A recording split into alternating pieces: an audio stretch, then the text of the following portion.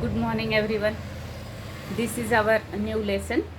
Lesson number 31, use of can and could. आता हे जे आहेत हे मॉडल ऑक्झिलरी आहेत. आपण ग्रामरच्या व्हिडिओमध्ये याचा विचार केलेला आहे की मॉडल ऑक्झिलरीज कोणकोणते आहेत. तर जसं की can, could, may, might, will, shall, would, should, must, have to, used to, dare to, ought to, need to, हे सगळे काय आहेत? मॉडल ऑक्झिलरी आहेत. मग हे मॉडल ऑक्झिलरीचा यूज जो आहे तो यूज आपण डे टू डे आपल्या कॉन्व्हर्सेशनमध्ये कसं करू शकतो हे आपण बघणार आहेत. याचं ग्रामरचा, याच्या बाबतीमध्ये ग्रामरचा व्ह्यू जो आहे तो आपण ग्रामरच्या जो चॅप्टर आहे मॉडलचा तर त्यामध्ये बघितलेला आहे. स्पोकनमध्ये त्याचा उपयोग कसा होतो किंवा इंग्लिश स्पीकिंगमध्ये त्याचा उपयोग कसा होतो हे आपण आज बघूया. तर first one is can. Can is used to show ability. Ability म्हणजेच काय? जसं की कॅपॅसिटी, स्किल, फिजिकल पॉवर, क्षमता, कौशल्य, आपल्यामध्ये असलेलं क्षमता, कौशल्य किंवा कुठली एखादी विशेष गोष्ट हे दाखवण्यासाठी आपण कॅनचा उपयोग करू शकतो. सेंटेन्स कसं होईल? I can sing a song. Subject plus can plus V1. Subject plus can plus V1. इथं वेगळे सब्जेक्ट पण आपण घेऊ शकतो की जसं की I can sing a song, त्याऐवजी आणखी काय घेता येईल आपल्याला? जसं की I can teach English. She can teach English. He can sing a song. They can dance. I can perform asan. I can draw beautiful rangoli.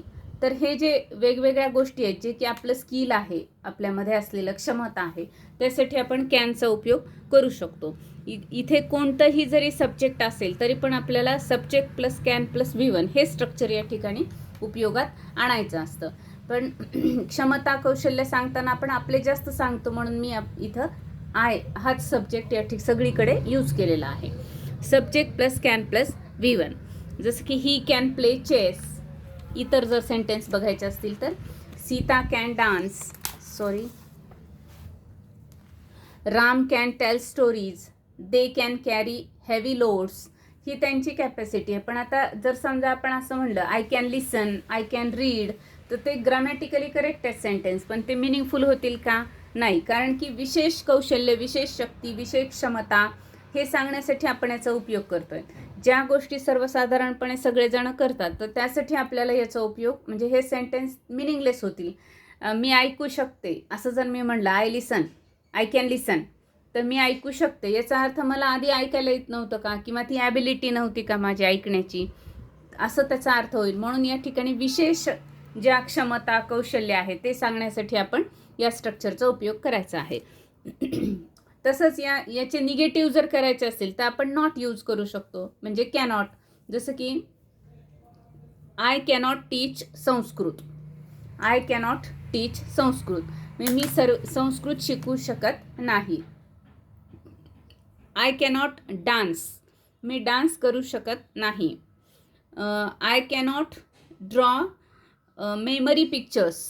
म्हणजे मेमरी पिक्चर्स म्हणजे पिक्चर्स किंवा ड्रॉइंगमधला एक भाग आहे ज्याच्यामध्ये आपण ह्युमन बिंग्स, माणसं वगैरे यांची चित्र काढतो, तर ते मला येत नाहीत. मग ज्या गोष्टी मला येत नाहीत हे सांगण्यासाठी आपण कॅनॉट याचा उपयोग करायचा आहे. Ram cannot write poems. Ram poem लिहू शकत नाही. त्यानंतर he cannot play cricket. He can play chess but he cannot play cricket. अशा पद्धतीने आपण हे सेंटेन्स तयार करू शकतो. त्यानंतर आणखी एक उपयोग बघायचा आपल्याला कॅनचा, टू आस्क फॉर परमिशन. आपल्याला परमिशन घ्यायची आहे. मी हे करू का, मी हे करू शकते का, जसं आपण मराठीत म्हणू मी हे करू शकते का, या पद्धतीने. पण आता परमिशनमध्ये सगळीकडे सब्जेक्ट आय वापरायचं आहे, कारण काय आहे, आपण स्वतः परमिशन घेतो, आपण दुसऱ्यांची परमिशन ते घेतील.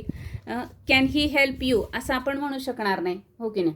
Can I help you, can I use your pencil, can I sit here, can I stop this, can I ask a question.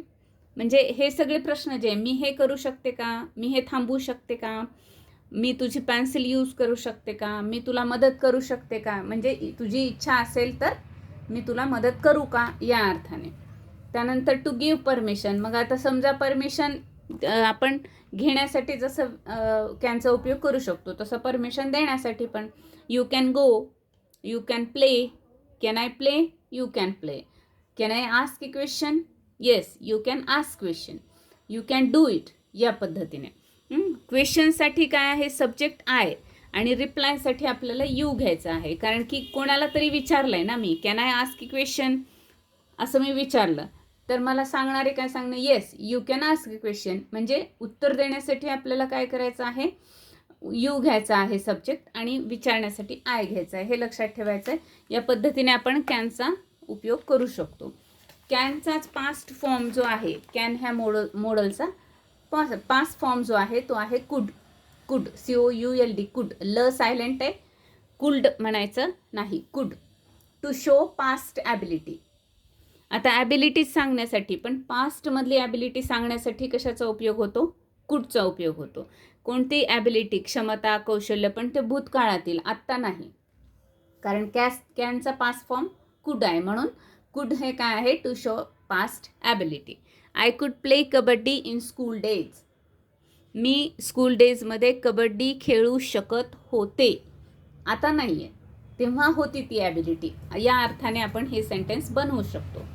I could dance when I was in 8th class. 8th क्लासमध्ये असताना मी dance करू शकत होते. किंवा आपण म्हणू शकतो, he could run fast before 10 years. 10 वर्षापूर्वी तो फास्ट रनिंग करू शकत होता. शी कुड play football in school days. ती स्कूल डेजमध्ये फुटबॉल खेळू शकत होती. या पद्धतीने काय करावं लागतील आपल्याला, हे वाक्य करता येतील. आता जसं इथं सांगितलं आहे की आय कुड प्ले, तसं आपल्याला जर निगेटिव्ह करायचे असतील सेंटेन्स तर काय करावं लागेल, I could not play kabaddi in school days. आत्ता येतं आहे मला, पण तेव्हा येत नव्हतं.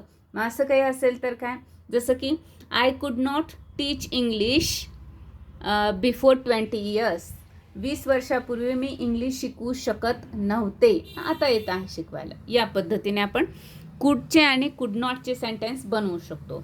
आपल्याला याची प्रॅक्टिस कशी करायची आहे, तर प्रॅक्टिससाठी काय करायचं आहे, म्हणजे होमवर्क याचा असा आहे, write down 30 sentences about each modal. आता 2 घेतले आपण, कॅन आणि कुड, आणि त्याचे वेगळे अर्थ पण, म्हणजे उपयोग पण त्याचा कशात केला जातो हे पण बघितलेलं आहे. तर तसे आपल्याला काय करायचे, 30 सेंटेन्सेस जे आहेत ते प्रिपेअर करायचे आहेत. 30 सेंटेन्सेस ऑफ इच मॉडल हे प्रिपेअर करायचे आहेत. रीड अलाउड, ते 2 to 3 टाइम्स आपल्याला रीड करायचे, आणि शेवटी काय करायचं आहे, use them in everyday life. रोजच्या व्यवहारामध्ये आपल्याला या सगळ्या सेंटेन्सेसचा काय करायचा आहे, उपयोग करायचा आहे. मग ते अफर्मेटिव्ह असेल, निगेटिव्ह असेल, क्वेश्चन असेल किंवा ॲन्सर असेल. म्हणजे आपलं डेली कॉन्व्हर्सेशन थोडं आता सुरू होईल. आणि याच्यानंतरच्या काही भागांमध्ये आपण हे मोडस झाले की आपण क्वेश्चन्सकडे जाणार आहेत. म्हणजे आपण आत्तापर्यंत एखादी गोष्ट कशी सांगायची हे शिकलो, पण काही विचारावंही लागतं. कॉन्व्हर्सेशनमध्ये काय आहे, क्वेश्चन अँड आन्सर. क्वेश्चन करायचा, रिप्लाय द्यायचा, रिस्पॉन्स द्यायचा, या पद्धतीने गोष्टी असतात, तर ते कॉन्व्हर्सेशन होतं. तर ते आपण नेक्स्ट व्हिडिओमध्ये किंवा आणखी काही व्हिडिओनंतर बघणार आहे. थँक्यू. भेटूया आपण नेक्स्ट व्हिडिओमध्ये.